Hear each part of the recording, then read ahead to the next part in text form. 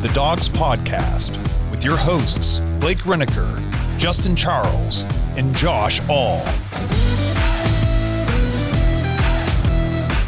Hey, what's up, Browns fans? Welcome back to another episode of the Dawgs Podcast.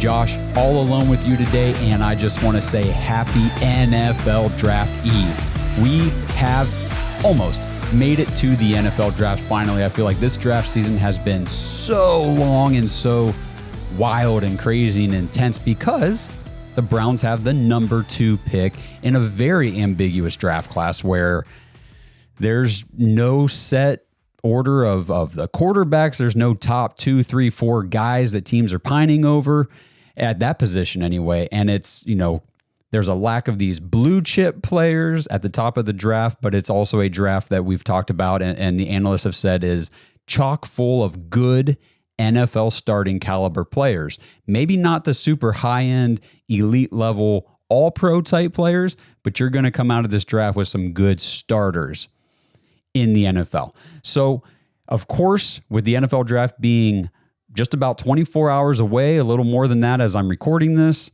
there are rumors and they're swirling, they're flying. There's so many different things going around right now, and it's wild, it's crazy, it's a ton of fun. I'm actually going to kind of miss it when it's over because I'm all into the speculation and hypotheticals and things like that and trying to figure out, well, if we made this move or that move or took this guy or dealt with this team, whatever the case may be. And that's all going to come to an end here this weekend, but we got 2 days left to have a little fun with this stuff. So I'm just going to go through these final rumors and things that I'm reading and hearing about on social media and with these analysts and everything. And then anything that comes out after this, obviously, just make sure you guys are following our socials at the Dawgs Podcast on X, Facebook, Instagram, TikTok, everywhere that we are.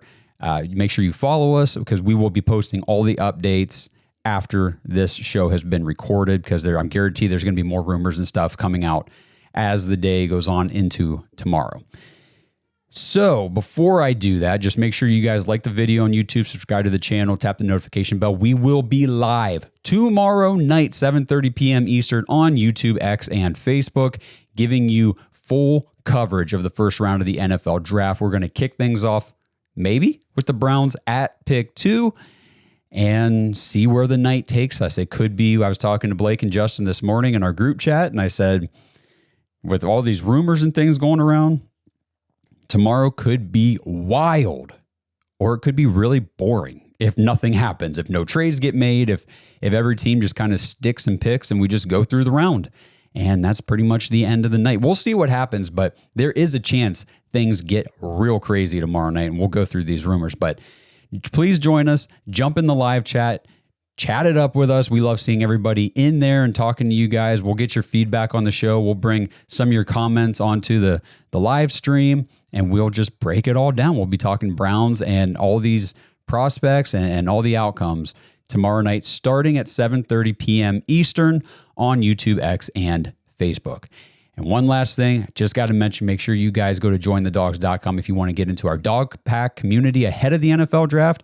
Get into the private Discord now so that way you're geared up and ready to go. That dog pack community is awesome.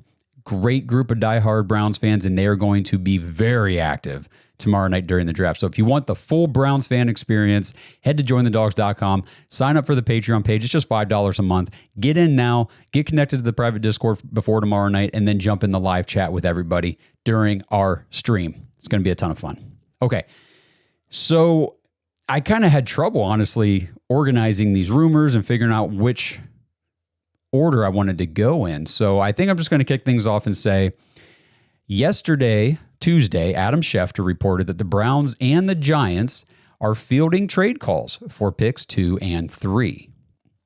Okay. Obviously, we know that the Browns are always going to be open to discussions. They're always going to be doing their due diligence. But these trade rumors at 2 and 3, it's interesting that both the Browns and Giants, I think both teams are not in on Shedeur Sanders, at least not at the top of the draft. So therefore, a lot of the projections are Travis Hunter at 2 to the Browns, Abdul Carter at 3 to the Giants. But if the Browns and Giants are not sold on Travis Hunter and Abdul Carter as being that much further above some of these other prospects they could look to make a trade down. And we'll talk about some of these scenarios here in a little bit. But who could be looking to move up into that number 2, number 3 spot? And then today, the reports came out. There's rumors that it's the Jaguars and the Cowboys, at least, are the ones connected to the Cleveland Browns at pick 2.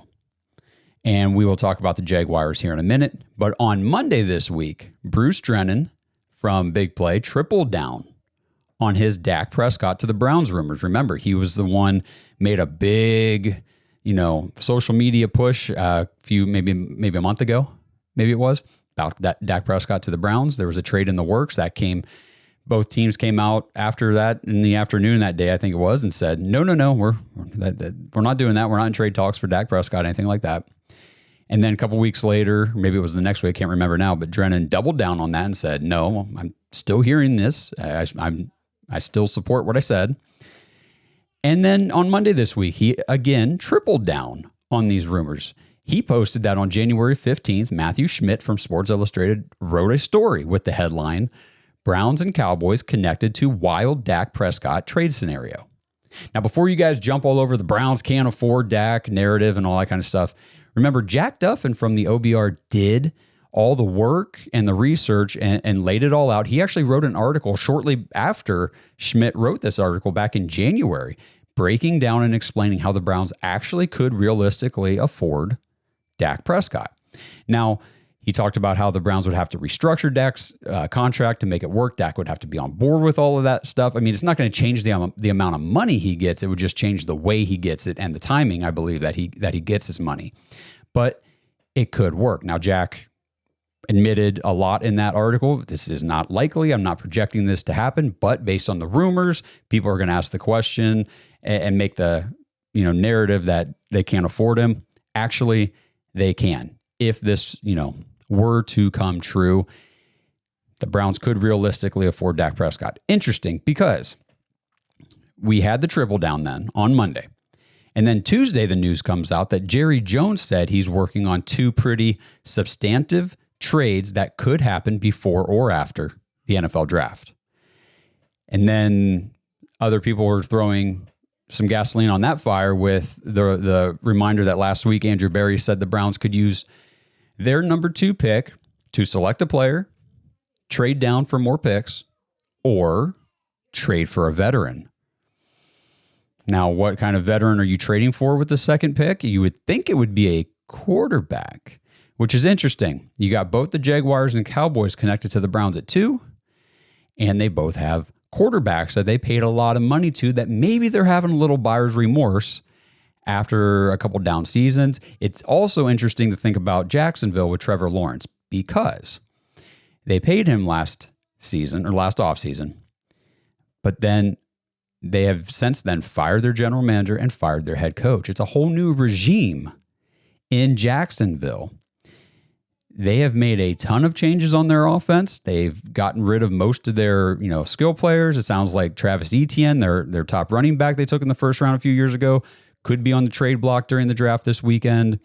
It kind of sounds like a cleaning of the house. And if they're not sold on Trevor Lawrence or they're not sold on the contract for their new regime moving forward, maybe Trevor Lawrence is on the table somehow, some way. If the Browns can swing a Dak Prescott trade and make his contract work, surely they could do the same with Trevor Lawrence. I haven't seen any speculation about Lawrence, but who knows? Maybe it's a brand new GM there. It's a first-time GM. He's the youngest GM in the league, I believe. He could be looking to make a name for himself. And it's a brand new head coach and either way, maybe they just want a guy. Maybe they have a guy in mind. Who knows what the case may be, but we'll see what happens today, tomorrow during the day, and then ultimately when the Browns are on the clock at pick 2, because there's a very real chance that no trade, if there is a trade that's going to get made, it won't happen until 8 whatever o'clock when the Browns are actually on the clock in the draft. Okay, so then today Diana Rossini posts that the Browns are in trade talks with teams at the back end of the first round about coming up into the first round for a quarterback. So the this isn't, like she didn't say it's a rumor or there's speculation. She just flat out said the Browns are in trade talks with teams at the back of the end of the first. We've been talking about that, how very likely, in my opinion anyway, I've been talking a lot about it. I think it's very likely that the Browns move up from 33 into the first round to, at some point in the first round, to take a quarterback. I believe that quarterback is Jalen Milroe. Other people believe it's Jackson Dart. Other people believe it's Shedeur Sanders.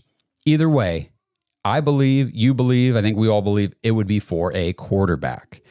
So I'm just looking at the draft order. If she's saying at the back end of the first round, you're probably talking about picks 26 and later. At 25, I believe, is the Houston Texans. And I don't think the Texans are going to move out of that spot when they've shipped off, I think, all of their offensive line from last year. So they need pick 25 in the first round to take probably an offensive tackle or a guard, maybe somebody like a Josh Connerly Jr., a Gray Zabel, somebody who might still be sitting there at 25, or they could take an Emeka Ibuka or a wide receiver, Matthew Golden, something like that. But I don't think that the Texans are likely to move off of 25. So you're looking at 26 and later, in my opinion. I could be totally wrong about that, but this is just my opinion on this. So you'd be talking about the Rams at 26. At 27, I'd put about a 0.1% chance that the Ravens would deal with the Browns. So I think they're out at 27. You're then looking at the Lions, Commanders, Bills, Chiefs, and the Eagles, of course, at 32. So looking at past trades and things like that, I don't think it would take a whole lot for the Browns to move up from 33 into the back end. I believe it was, I just made the post the other day. I should look it up.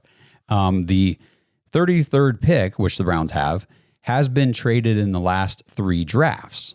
Just for some historical context, on what these trades look like.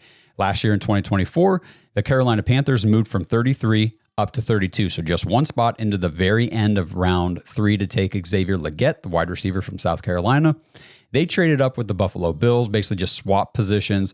Buffalo got the 33rd pick and they got pick 141. Carolina got pick 32 and 200. So basically the Bills moved up, 59 spots in the draft. I'm trying to think what round, into the 5th round, I'm thinking, to make that switch. So not a huge price point for the Panthers to go get a 5th-year option on a wide receiver. In 2023, the Tennessee Titans moved up from 41 to 33. So the Arizona Cardinals held pick 33, and they moved back in the 2nd round. So the Titans could come up and get Will Levis, the quarterback. Arizona got picks 41, 72, and a future 3rd. Tennessee got picks 33 and 81. And then in 2022, the Jacksonville Jaguars moved up from 33 to 27. This is the one that is more similar to what I think the Browns might do if they go into the back end range at 27. And the Jaguars took Devin Lloyd, the linebacker. They moved up with the Tampa Bay Buccaneers at 27. Tampa Bay got 33, 106, and 180 for the Jaguars to get pick 27.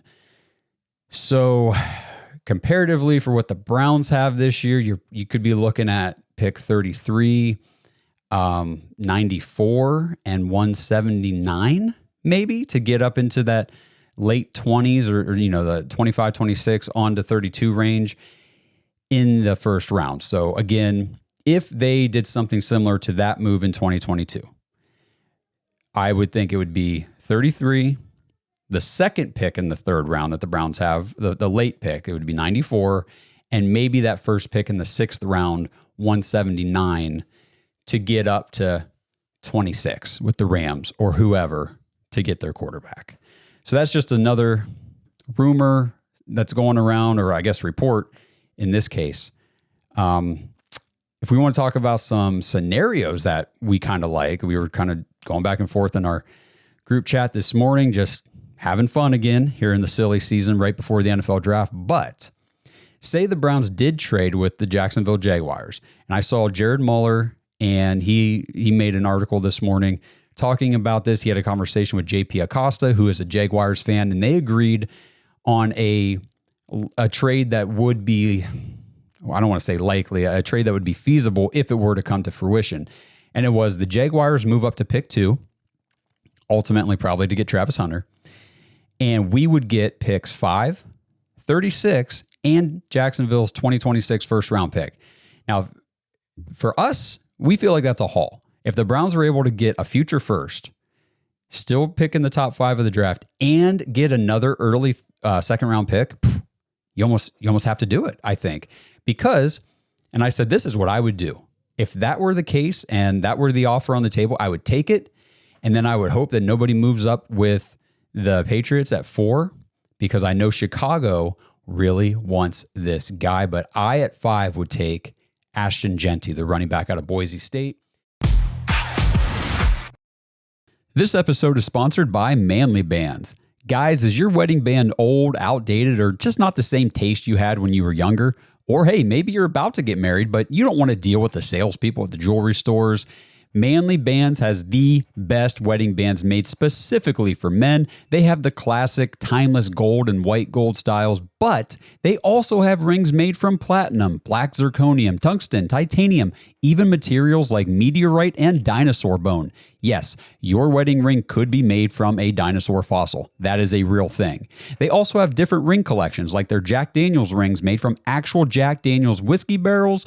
They also have Lord of the Rings and DC Comics band collections. Head over to manlybands.com/dogs and take advantage of their 30% off sale with free shipping. Plus, use promo code DAWGS, DAWGS, when you check out for another 10% off your order. Now, every Manly Band comes with a free silicone ring, and if you don't know your ring size, that's okay. You can order a free ring size chart from Manly Bands to make sure that you know exactly the right size before you order. And then if you get your ring and it doesn't fit just right, you can always return it or exchange it without any hassle. And I know this because I like my rings to be a little more loose, and the first band that I got was just a little too snug for the way I like to wear it. So I exchanged it, and the whole process was quick, easy, and I had my new ring in no time.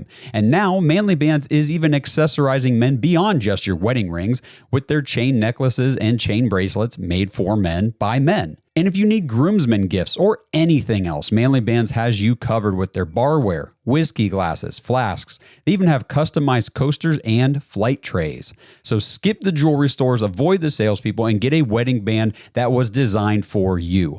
Manlybands.com/dogs to get 30% off, free shipping, plus get an extra 10% off when you use code DAWGS, DAWGS, when you check out. He's one of the few consensus blue chip players in this draft, behind Hunter, behind Carter. And I think, honestly, he probably helps the offense more than Travis Hunter does, at least during his rookie contract, while we're getting, a young rookie quarterback into the system and developed. What helps a rookie quarterback, a young quarterback, or even an older veteran like Joe Flacco, who's a very turnover prone? What helps those guys more than anything? A solid run game. And there is no better running back to infuse a power run game in this draft than Ashton Jeanty. And yes, I know it's a very deep draft class, and Andrew Berry taking a running back in the top 5 is super unlikely. But man, just think about it. He would be the new Nick Chubb, the engine that makes Kevin's offense the most effective. You want to run a strong play action game? Make sure that your running back is the one, or at least one of the best running backs in the league. Ashton Jeanty just looks like a complete stud. He is in a tier of his own in a stacked running back draft. I understand it is very stacked. But if you want to get back to what made your offense so great in the years past with Kevin, you go get the best running back available. That's what I would do. I would take Ashton Jeanty at 5, and then I would still have pick 33. And I could still package 33, 94, 179, move up, take Jalen Milroe or Jackson Dart, whoever you want, whoever you identify as your quarterback, go back in the first round and get him. And then you still have that pick 36 from the Jaguars. Early in the second round, you can still take an offensive tackle at that point. You could still take a wide receiver if that's what you want. You could take a Trey Harris.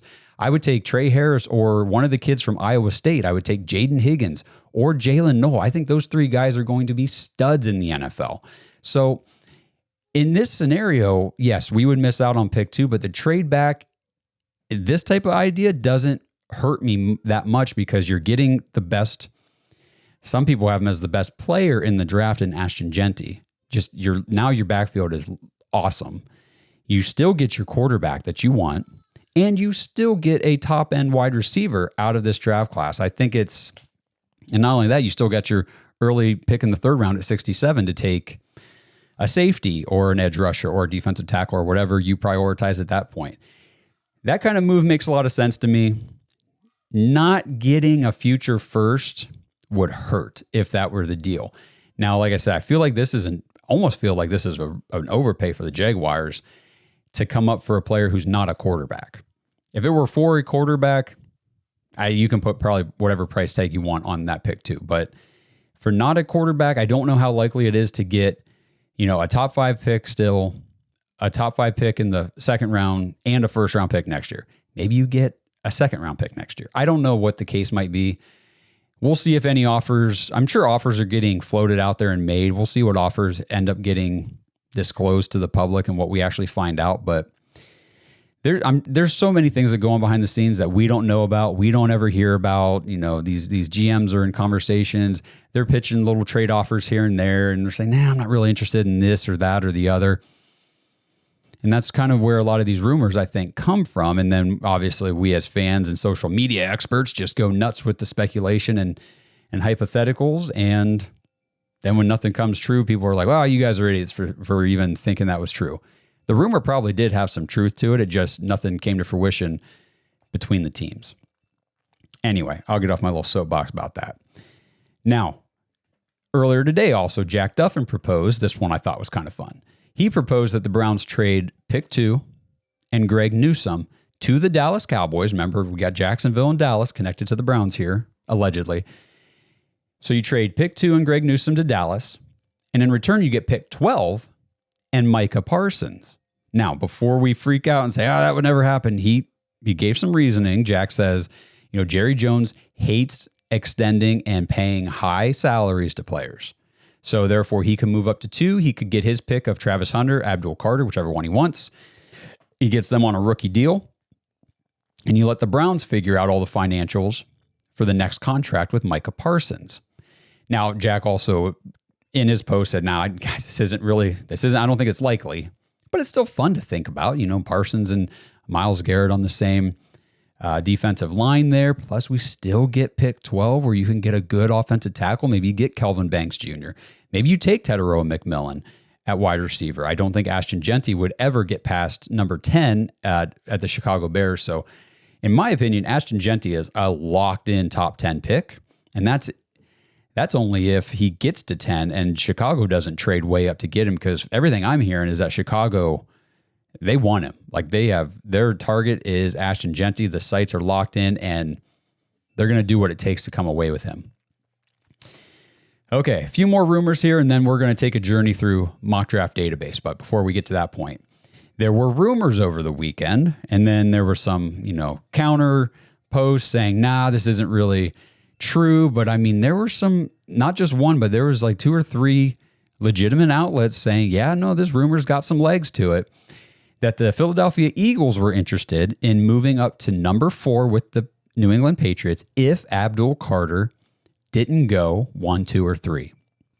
So if he got past the New York Giants, the rumor was the Eagles would want to move up to 4 and take Abdul Carter, and in return, they would send their pick 32 and wide receiver A.J. Brown to the New England Patriots.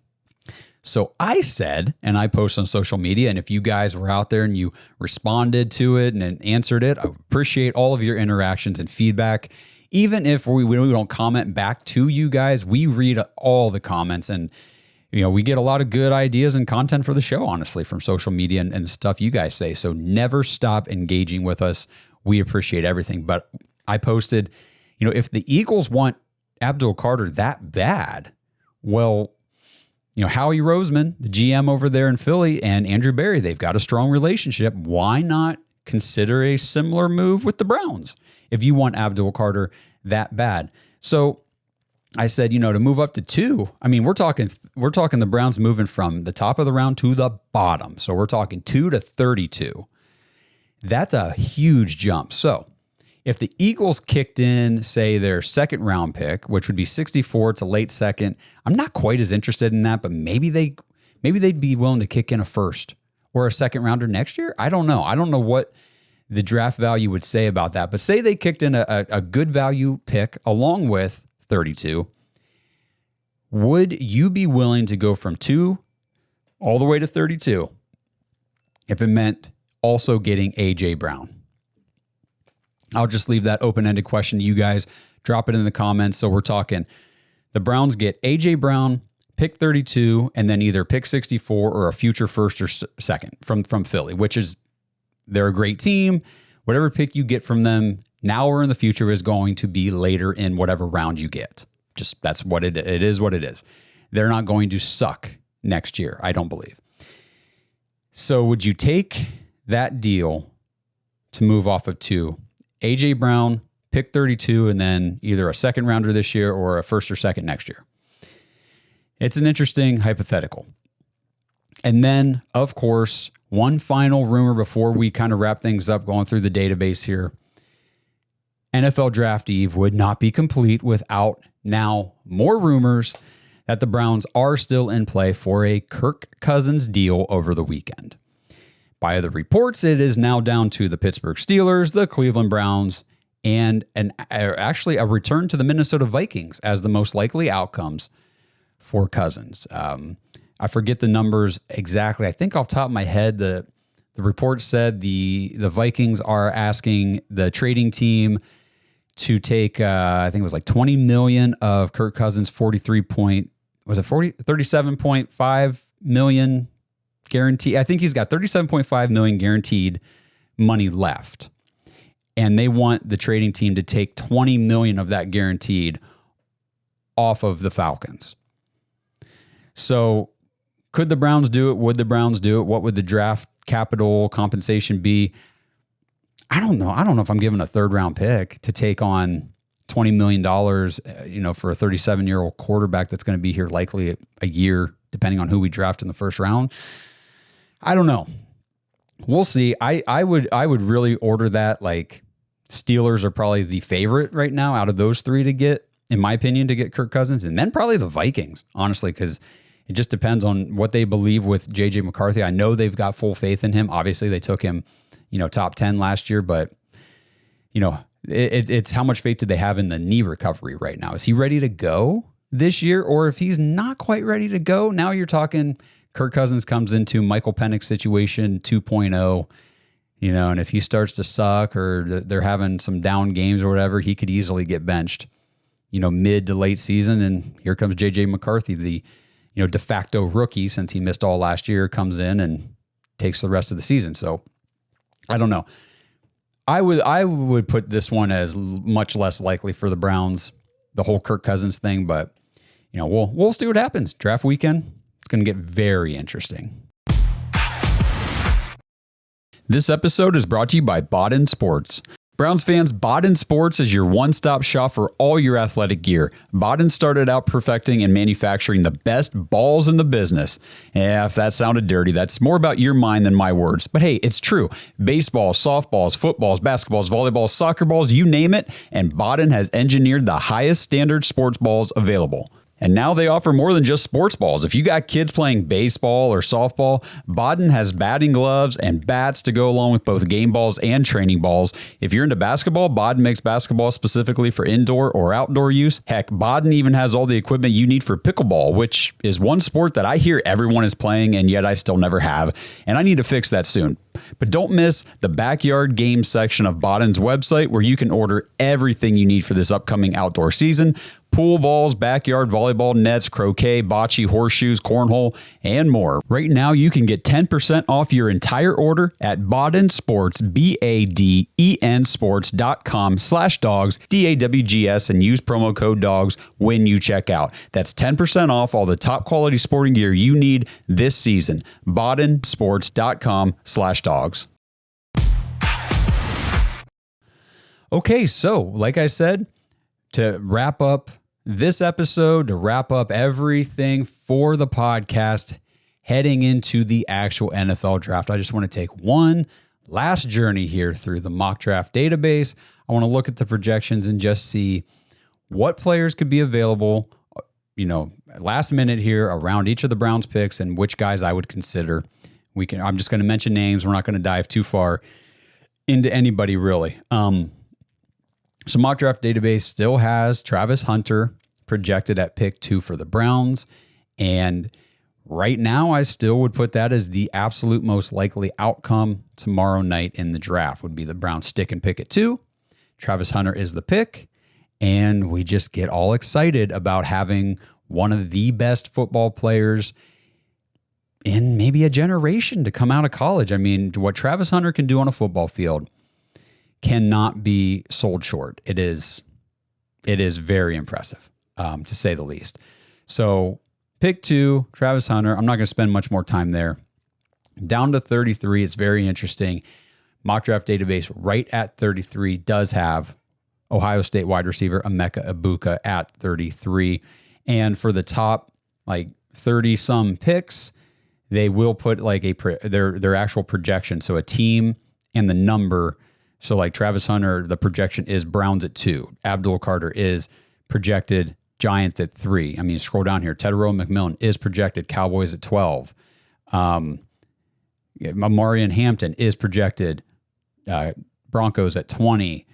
Stuff like that. When you get to Micah Ibuka, the projection, actually, I think, oh no, he's not the first, but he's one of the first NAs. They don't really have a set projection for him yet. Now, I do see a lot of mock drafts putting him at Green Bay at 23. Before we get all excited or anything about Micah Ibuka, I do think he probably most likely goes first round. But there he is around 33. So if we just go up a little bit, I mean, we're talking 29 is Jackson Dart, 31 would be Tyler Booker, the guard from Alabama, probably the best guard in the draft. Donovan Azaruka, the edge rusher from Boston College, is right here at 32. Do the Browns, if they're at 33 and he's available, do they go edge rusher? I know we talked about them. They're exploring those trade-up options, but just because they're exploring trade-up options into the back of the first round doesn't mean they're going to get a deal worked out with a team that works for them. So that world exists where they don't trade up just because they can't find a trade partner or the trade capital just doesn't make sense, whatever the case may be, and they stay at 33.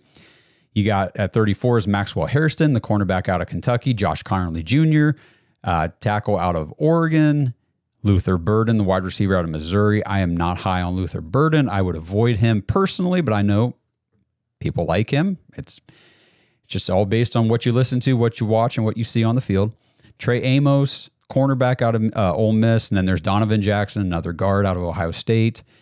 Jalen Milrose projected here at 40, but remember, they also give the peak here. His peak is 18 in the first round, so we'll see. And then Nick Scorton, the edge rusher out of Texas A&M. The Browns did meet with him. Trevion Henderson is at 42. Running back out of Ohio State, I just don't see that happening. I honestly could see him going first round. I saw a mock draft where an analyst put him at 10 to the Bears. Anything is likely, I believe, with Trevion Henderson. So that's kind of that 33 pick. If you move down here to, and then I'm sorry, I did mention Jaden Higgins earlier. He's sitting at 47. So that's the wide receiver out of Iowa State. Then you got to skip down to 67, where the Browns pick in the top of the third round. And then I got to scroll up because, a safety like Xavier Watts out of Notre Dame is up at 51. You'd probably have to trade back a little higher to get him. Quinshon Judkins, the other running back out of Ohio State, he's at 54. He's too high. You're going to have to trade back up into the second round to get him. Trey Harris, the wide receiver out of Ole Miss, is projected at 59, but he's got a peak of 41, so you're going to have to trade back up to get him. And then at 67, here's Tate Ratledge, maybe. The guard out of Georgia, I like him, but I don't know if he's available. Jack Sawyer, the edge rusher out of Ohio State. Jalen Knoll at 62 is the wide receiver out of Iowa State. You guys know I love Jalen Knoll. I think he's going to be a freaking baller. Alfred Collins, the DT out of Texas at 63, 64. Elijah Arroyo, there, you get your tight end out of Miami. Another pair of edge rushers potentially available here. You got Braden Swinson out of LSU, and then you got Olawafemi Oladejo out of UCLA. There's another wide receiver, Jack Besh out of TCU. Darian Porter, cornerback out of Iowa State. And then, here at 71, Mr. Could be a late first-round pick by the analyst, Tyler Shuck, quarterback out of Louisville. It's going to be interesting to see what happens. Really interesting. Andrew Makuba is projected at 74, safety out of Texas. I like him. I also like Kevin Winston Jr., the safety out of Penn State. But let's scroll. Scroll down to the next pick, 94. Sitting right at 94 is Ashton Gillotte, or Gilotti, however you say his name, edge rusher out of Louisville. Around that pick, Dylan Sampson is up at 88. He's the running back out of Tennessee. Terrence Ferguson, the tight end out of Oregon, is at 92. You got guys like Cameron Williams is the offensive tackle out of Texas at 95. Ty Robinson, defensive tackle out of Nebraska at 96. Dude I love, actually two dudes I love back-to-back here, 97, 98 are Damian Martinez and RJ Harvey, both running backs. Damian Martinez out of Miami, RJ Harvey out of UCF. I think both of those guys would be great adds to the Browns. I would take Damian Martinez ahead of RJ Harvey personally, just because Harvey is 24 years old. Martinez, I think, is like 21. He's a younger. I mean, I think Damian Martinez has everything that an NFL team wants for. I think he could be a good, maybe not great, maybe not like a high-end running back in the league, but a good, solid, reliable running back for years to come. So I really do like Damian Martinez. At 101 here is Will Howard. I know a lot of people love him. I mean, he's sitting at 101. Emory Jones, offensive tackle at LSU, is at 102. Yeah, so let's scroll down here. What's the next pick for the Browns? Well, I guess that kind of rolls into 104, which is the Browns pick. Jamari Caldwell, defensive tackle out of Oregon. Chris Paul Jr., linebacker out of Ole Miss. Billy Bowman, the safety out of Oklahoma. Dorian Strong, cornerback, Virginia Tech. And then there's Gunnar Helm, tight end out of Texas, sitting at 107. And Deion Walker, I guess we'll mention him, defensive tackle out of Kentucky at 108. And the Browns don't have mid-round picks this year. So when you hear people say, hey, just take a quarterback in the mid-rounds or take this player in the mid-rounds or with a mid-round pick, we don't have mid-round picks. The Browns have 10 picks currently in the NFL draft. The first 5 are top 104. The first 5 picks are all in the top 104. The second 5 picks are all 6th round and 7th round picks. So there are no mid-round picks. There are no there's the top of the 4th at 104, but that's it. There are no other 4th round picks. There are no 5th round picks. So you got the top 104 and then you got late round. And that's what the Browns are dealing with. So you got to scroll clear down to pick 179 to kick off the 6th round. And there are some tight ends that I like. Oronde Gadsden and Thomas Fidone out of Syracuse and Nebraska. You got Cam Jackson, the defensive tackle out of Florida. Johnny Cornelius, offensive tackle out of Oregon. Nick Martin, the Browns met with him. Linebacker out of Oklahoma State. And then if they're looking for like I believe like a field stretching speedster type wide receiver, he doesn't do much else by what I've gathered, but Deontay Thornton, wide receiver out of Tennessee, is there at 181. Sebastian Castro, the safety out of Iowa, is a smaller, undersized, not overly athletic safety that Barry Shuck came away from the Senior Bowl saying best safety there. If he's available at 179, maybe you get him. I kind of like what he could offer to the defense. Jarquez Hunter, the running back out of Auburn. And then it's just like, there's Q Robinson, the edge rusher out of Alabama. There's Tyrion Ingram Dawkins, the edge rusher out of Georgia.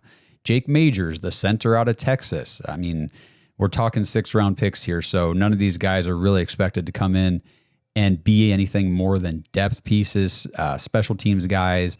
I expect if the Browns are moving around, like if they're going to move from 33 up into the back of the first round, 179 is probably in that trade. 200's going to be in a trade if they're going to move up from the 3rd round. Like, I expect Andrew Berry to probably, if he's going to move, at any point, he's probably going to be including some of these, the 4 6th round picks that the Browns have, because like I just said, what are you trying to get with a 6th round pick? You're trying to get a depth player. You're trying to get a free or a special teams contributor. And they just signed, cornerback Nick Needham out of free agency, played for the Dolphins, I think, for the last 7 seasons. I forget the exact number, but a UDFA originally back in like 2017 or something like that. I forget when it was, but either way, just added another, depth piece at the cornerback position, a guy who could, again, be a backup type player. He does have some starting experience in certain situations, and he's got special teams experience. So I feel like Andrew Berry is already kind of filling out the roster of those type of players with the idea that these 6th round picks might be used as trade assets. So around 200, again, you got those guys I just mentioned. Jack Nelson, the tackle out of Wisconsin. I like him a lot. Here's Nick Nash, wide receiver out of San Jose State. I doubt that the Browns would take him, but, a our boy Gage Tucker in the Dog Pack. If you guys want to get to know Gage, join thedawgs.com. He is very active in there and giving us all kinds of names that we probably otherwise would not get onto. And then we're looking at what's the next pick? 216. Right at 216 is Tonka Hemingway, defensive tackle out of South Carolina. Raheem Sanders, running back out of South Carolina, is at 215. I do like him. And then Woody Marks is up at 213. I kind of like the running backs projected to go in this range here in the middle of the 6th round because, like I said, you got, let me scroll up here and see who all there is. Kyle Monangai out of Rutgers. I would take Taj Brooks out of Texas Tech. I would take Woody Marks out of USC. I would take Raheem Sanders out of South Carolina. Let's see if there's anybody else here in the running back situation. Okay, so those guys, I mean, at 231 is LaQuint Allen Jr. out of Syracuse. I'd take him too. And then clear down to 255. I mean, I did see, who was it? Jared Moeller, I think, from Dogs by Nature, made a post that I agree wholeheartedly with. I think it was him anyway, said, I project the Browns to trade pick 255 at some point in the draft because, and his thinking on it was gold. I'm like, yep, okay. I don't even think 255 is on the table anymore because this class, while, like I said at the beginning, while there's not the high end, like top all pro caliber type talent across the board, this thing is full of good future NFL starters as long as you just got to get the right ones. But there's a lot of them. There's more than in other drafts that can develop into good NFL starters. And at 255, you're playing at the end, not the very end, but at the tail end of that 7th round, at the tail end of the entire draft. There are going to be a lot, not just UDFAs, not just undrafted free agent options for the Browns and for the rest of the NFL. There's going to be a lot of what they deem priority UDFA options when this draft ends on Saturday. So at 255, he said, Andrew Berry's probably going to trade that pick because whenever you're going to want to spend the rest of Saturday, after you're done picking in the 6th round, forget about the 7th round. You're going to take the rest of Saturday, the rest while the draft is going on, and you're going to finalize and prioritize your list of priority UDFAs that you're reaching out to and touching base with that entire round. And as soon as the round's over, you're making deals. You're trying to get guys to sign with you. And if you have 255 at the end of the 7th round and you use it on player, Jim Bob over here, well, then you go and after you draft Jim Bob at the end of the 7th round, and now you go to Tyler and Billy and Mark and Corey and all these other guys over here and say, hey, we want to sign you. Now you're going to have to explain to them, why didn't you just use 255 on them? Why did you use it on Jim Bob? I don't know why I used Jim Bob, just the first name that popped in my head. But you get what I'm saying. So rather than play favorites at 255, don't even mess around with it, and then just make sure you leave the 7th round wide open and you just prioritize your priority UDFAs at the end of the day. So there's going to be a lot of guys. There's going to be a lot of movement this weekend, and I'm excited, so excited for everything to finally happen. And we finally get the results of what the Browns are going to do. Who are the new Browns going to be on the roster heading into 2025 that we can finally start diving into, researching, and supporting. So stay tuned. Like I said, join us tomorrow night, 7:30 p.m. Eastern, first round live coverage of the NFL draft. We're going to be there all night long, giving you guys everything. So make sure you jump into the chat. YouTube, Facebook, and X, we will be live. Make sure you tap the notification bell on YouTube so you don't miss when we go live now and in the future and anything else that we post. And if you're listening on audio, make sure you guys just drop us a follow. 5-star reviews are great. All that stuff really, really helps out the show. So we are about to have a fun ride this weekend, guys. We're going to probably put an episode out, I would imagine, on Sunday, just recapping what the Browns do during the draft, what the Browns did. And then next week, we will have another studio episode just talking about everything that comes out between now and then. So make sure you guys stay tuned in to the Dawgs Podcast. We appreciate you listening. Enjoy Draft Eve. Check out the rumors. Follow us on the social so you don't miss anything new that comes out between now and the start of the draft tomorrow night. And we will see you guys live at 7:30 tomorrow night. Thanks for listening to another episode of the Dawgs Podcast. Make sure you subscribe on YouTube and follow us on Twitter at the Dawgs Podcast. Get your thoughts on the show at thedawgspodcast.com.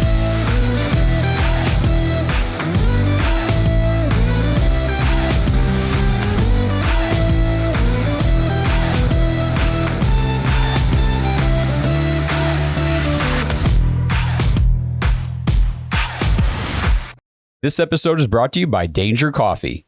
Browns fans, we talk about how Danger Coffee is made free from mold toxins that are in 45% of the world's coffee, but that's not all that Danger Coffee has to offer. Mineral and nutrient deficiencies are a big deal. They make you feel sick, tired, stressed, and they can give you brain fog. These deficiencies negatively affect your immune system, your digestion, sleep, metabolism. Have you ever wondered why you get an initial burst from your coffee, but then you get that little crash not long after?